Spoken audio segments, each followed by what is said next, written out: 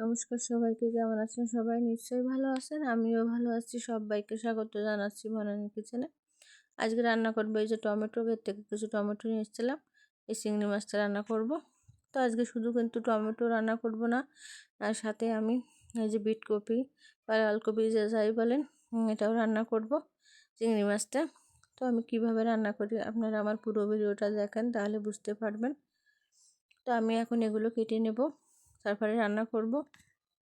তো এই যে আমার কেটে নেওয়া কিন্তু হয়ে গেছে, বিট কপি টমেটো দুটোই আমি কেটে নিয়েছি। আর এখন চুলোটা জ্বালিয়ে কড়াইটা বসিয়ে দিলাম, আর কড়াইতে দিয়ে দিচ্ছি পরিমাণ মতো যে তেলটা গরম হয়ে গেছে।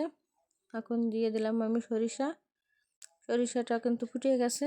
এখন এই সরিষাটা আমি যে হাতার সাহায্যে একটু সরিষা আর কিছুটা তেল কেটে একটা পাত্রে রাখলাম। এই যে আর যে বাকি যে তেলটা আছে কড়াইতে, ওই তেলের ভিতর আমি দিয়ে দিলাম এই যে চিংড়ি মাছগুলো দিয়ে আমি একটু লবণ আর হলুদ দিয়ে চিংড়ি মাছগুলো সামান্য একটু ভেজে নেব। তো চিংড়ি মাছগুলো কিন্তু আমি ভেজে নিলাম। এখন দিয়ে দেবো চিংড়ি মাছের উপর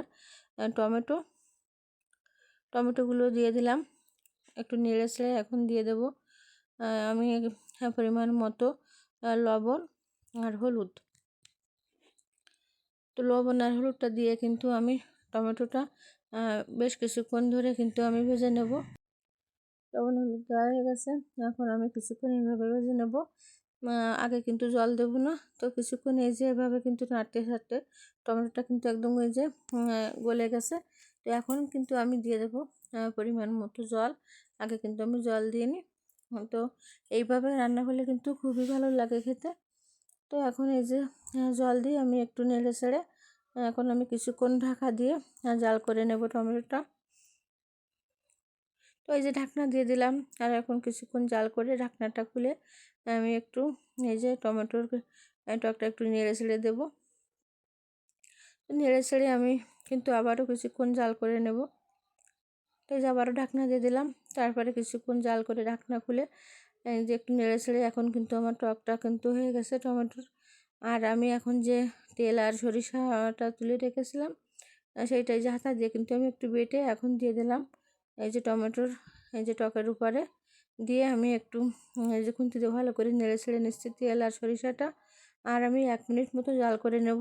তেল আর সরিষাটা দেওয়ার পরে খুব বেশি কিন্তু জাল করলে হবে না, তাহলে সরিষার যে সেন্টটা ওইটা কিন্তু আর থাকবে না। তো 1 মিনিট মতো জাল করা হয়ে গেছে, এখন আমি নামিয়ে নেব। আর এখন আমি এই যে বিটকপিটা রান্না করব, সেজন্য কড়াইটা ধুয়ে আমি আবারও চুলার উপর বসিয়ে দিয়েছি। আর দিয়ে দিলাম এখন কড়াইতে তেল। তো তেল দেওয়া হয়ে গেছে, তেলটা গরম হয়ে গেছে। এখন চিংড়ি মাছগুলো দিয়ে দিলাম, দিয়ে এই যে লবণ দিয়ে দিলাম চিংড়ি মাছে একটু, দিয়ে চিংড়ি মাছটা ভেজে নেব। আর আমি কিন্তু হলুদ দিইনি, কারণ এই যে লাল কপি বা বিট কপি যে যাই বলেন, হলুদ দিলে কিন্তু এই যে সুন্দর একটা কালার এটা থাকবে না। তো সেই জন্য আমি হলুদ দিলাম না। তো এখন এই যে চিংড়ি মাছের উপর কিন্তু আমি বিট কপি কুচানোটা ঢেলে দিলাম, দিয়ে আমি নেড়ে ছেড়ে দিয়ে দিলাম এই যে এখন একটু লবণ পরিমাণ মতো দিয়ে আমি নেড়ে ছেড়ে আবারও লবণটা ভালো করে বিট কপির সাথে দিয়ে দেবো এখন সামান্য একটু জল। তো জল দিয়ে এই যে আমি কিন্তু এখন ঢেকে কিছুক্ষণ জাল করে নেব। এই যে কিছুক্ষণে কিন্তু জাল করে এখন আমি ঢাকনাটা খুলে একটু নেড়ে ছেড়ে দিলাম, না হলে কিন্তু তলার দিকে লেগে যেতে পারে, সেজন্য।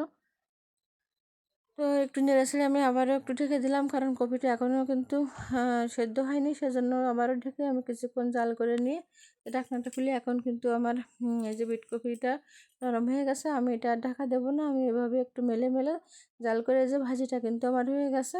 এখন এটা আমি নামিয়ে নেব। আর যেরকম সুন্দর দেখাচ্ছে ওইরকম কিন্তু খেতেও ভালো লাগে। তো দুটো রেসিপি আজকে কিন্তু খুব অল্প সময় দেখালাম, তো কেউ স্কিপ করবেন না, সবাই পুরোটা দেখবেন। তো এই যে নামিয়ে নিলাম আমার বিট কপি আর চিংড়ি মাছ ভাজি, আর এদিকে এই যে টমেটো আর চিংড়ি মাছের টক। তো কেমন লাগলো আমার রেসিপি দুটো কমেন্টে জানাবেন, আর ভালো লাগলে লাইক কমেন্ট শেয়ার করে দেবেন। আর নতুন যারা দেখছেন আমার চ্যানেলটিকে সাবস্ক্রাইব করে আমার পাশে থাকবেন। আর পুরনো বন্ধুদের তো ধন্যবাদ আমার পাশে থাকার জন্য। আর সবাইকে বলবো এইভাবে একবার রান্না করে খেয়ে দেখবেন কেমন লাগে। তো ধন্যবাদ সবাইকে, ভালো থাকবেন সবাই, টাটা সবাইকে।